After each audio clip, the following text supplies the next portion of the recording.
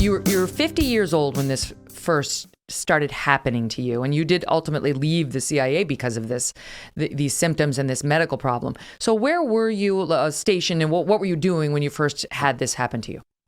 So at the time, this was in December of 2017, I was the deputy operational chief at that point for Europe and Eurasia. And so I made a trip to Moscow. It was a 10-day trip, something we call, just frankly to visit our ambassador, John Huntsman, who is a seasoned diplomat, a former governor of Utah. He'd been ambassador in Beijing, now is ambassador in Moscow. And I was also there for meetings with my Russian counterparts in the security services.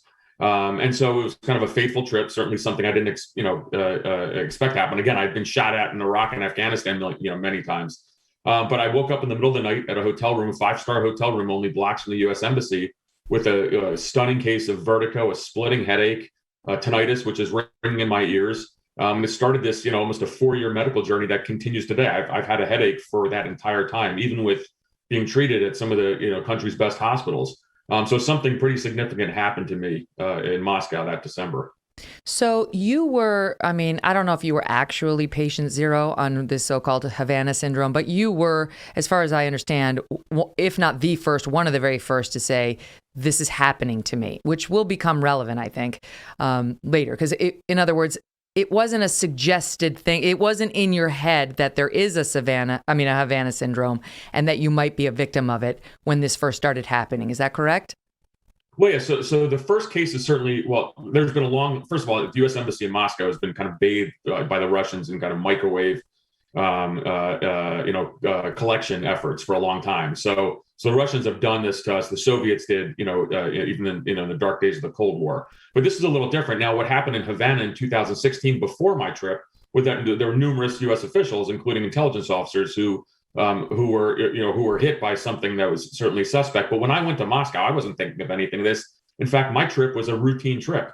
And so when this happened to me, I didn't say, "Oh my God," this is what had. I had a preconceived notion that this was possible. This was frankly a boring, what we call a liaison trip. I was there to meet Russian officials and meet our ambassador. It wasn't operational. So there was really no kind of suspicion in the back of my mind before I went that anything untoward would happen. I got it. Okay, so I got it. Yours, it was in Moscow, but Havana had happened before you, Cuba. Right. Now, when you say that they're bathed in sort of what you're saying is that the Russians spy on your phone. I went to Russia a couple of times to interview Putin, and I know we didn't even bring phones. We had to leave our iPhones back stateside, and we just brought burner phones because we knew very well that they would see everything on our phones. And I was like preparing my questions for Putin, sitting in a bathtub in the hotel room so that they couldn't spy me through a camera in the ceiling. They couldn't. My questions weren't on a phone. I did find guys going through my room when I came home a couple of times. It was just, you knew it was going to happen and you prepare for it. So is that what you're talking about?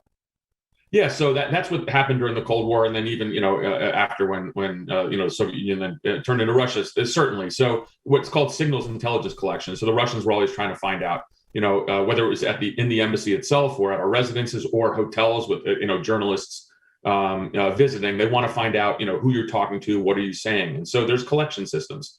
And I think that, so that's the question. Is it because I read you say something like maybe they dialed it up too much? Maybe it was like you stand in front of the microwave for like 2 hours with it on high, right? Like, so maybe things just got a little dialed up, and that's what's causing my neurological symptoms. Well, sure. And so look, I have to be, I am biased on this because I have been injured, and I know my colleagues have been as well. But in terms of what this is, whether it's an actual weapon or, as you said, making a collection system turned up. I'm certainly, not one to kind of make, statements one way or the other, but something certainly happened to us. Mm-hmm. And so I think that's the thing, as I've gone to Walter Reed's National Intrepid Center of Excellence, that's one of the nation's leading traumatic brain injury centers where I was diagnosed with TBI, or you talk to neurologists from the National Institute of Health or for Johns Hopkins. There is pretty much consensus that there was an exposure event that people are suffering from.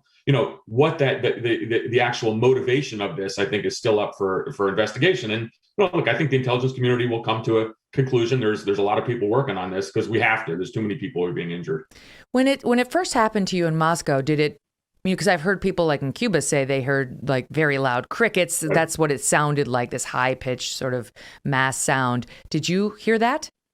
No, not at all. And in fact, as I go to Walter Reed and I go, and I talk to a lot of the victims, I think that's something that happened in Cuba. But for the recent cohort, if you call it, from 2017, 2019, even till today, no one has really said that there was any kind of sound. For me, there was not.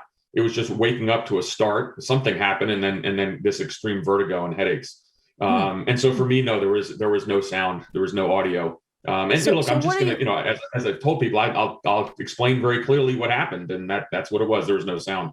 What did you think was happening to you when it first, and if I had that, I would think I had some sort of a bug, I guess. Yep. So absolutely. So look, I spent my years of my life in foreign countries, and particularly in the third world. Now, Moscow is a developed city, but my first, as the room was spinning and I had this vertigo, my first thought was food poisoning. Absolutely. Because something was really wrong. It was scary. I was definitely scared, because that's not a usual sensation, especially with the headache and the ringing in my ears. But then I realized, as the symptoms did not subside, and even when I got back to the States, several days later, and then months into this, when I lost my long distance vision, I had incredible brain fog. The headaches were continuing. I knew something really serious had happened. It wasn't just a bout of food poisoning, which would have gone away in 24 hours, but it certainly did not. Why would there be, if this was orchestrated, by someone, if it were the Russians or somebody else, why would the victims be popping up all over the globe, right? There's so many countries in which people have claimed to have been targeted and have this now. So look, I can only tell you, there's a lot of media reports on this, and certainly a lot of media interest in this, but I think it's most useful for me to tell you, my kind of recollections based on victims who I've spoken with, and a large majority of them have worked on Russia in some fashion. Certainly, that was the case with me. That's the case even when when we look at the victims around the globe. There is in many of these a connection to having worked the Russian subject target over the years. So I think that's suspect for sure. But right, at the end of the day, there's at some point we'll find out what adversary is doing this. But you're right, the motivation is certainly curious, because this is it's something where it's taking our diplomats and intelligence officers kind of off the playing field. People are certainly being injured, but it's not killing them, but it's injuring them. And so and certainly it's something that's caused a pretty dark shadow over our overseas officials who really are working for the United States government, for the United States, for the American people, in defending our country.